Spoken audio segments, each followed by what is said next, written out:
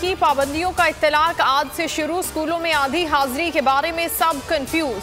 कौन से बच्चे जाएंगे और किसकी छुट्टी, वैक्सीनेटेड कितने रह गए, सूरत हाल गैर वाजे। वालिदैन परेशान, सूबाई हुकूमतों और प्राइवेट स्कूल्स ने कुछ वाजे न किया।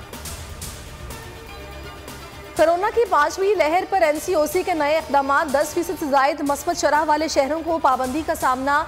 तालीमी सरगर्मियाँ महदूद, इज्तिमात पर पाबंदी होगी। शादियों के इंडोर तकरीबात मनसूख। 12 साल से कम उम्र तलबा 3 दिन स्कूल आएंगे। हाजिरी 50% होगी। 12 साल से ऊपर स्टूडेंट्स के लिए वैक्सीनेशन लाजमी करार। कारोबारी और दफ्तरी औकात तब्दील नहीं हुए। पाबंदियों का इतलाक 31 जनवरी तक रहेगा। कराची में कोरोना तशवीशनाक हद तक बढ़ गया। मुस्बत शरह 40% से भी ज्यादा। मुल्क भर में कोरोना की मुस्बत शरह 9.48%।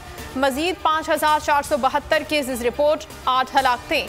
शहबाज शरीफ, शौकत तरीन और वजीर आला गिलगित बल्तिस्तान भी कोरोना का शिकार।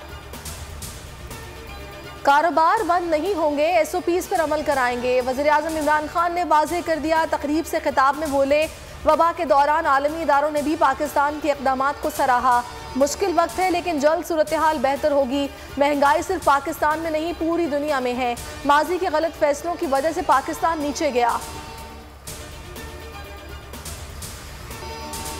बेबुनियाद इल्जामात और किरदार कशी। फरूख नसीम और शहजाद अकबर का सरीना ईसा को हित्तक इज्जत का नोटिस भेजने का फैसला।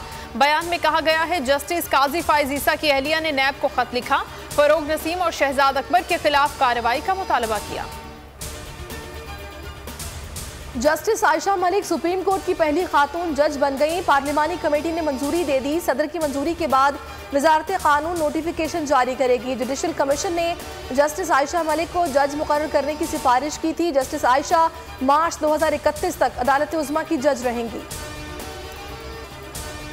सानिया मरी के आफ्टर शॉक्स। वज़ीर आला ने कमिश्नर रावलपिंडी समेत कई अफसरान को ओहदे से हटा दिया। नूरुल अमीन मेंगल कमिश्नर रावलपिंडी तैनात। उस्मान बुजदार कहते हैं, कौम से सानिया मरी की इंक्वायरी का वादा किया था। इंक्वायरी में गफलत के मुर्तकिब 15 अफसरान के खिलाफ कार्रवाई की जाएगी।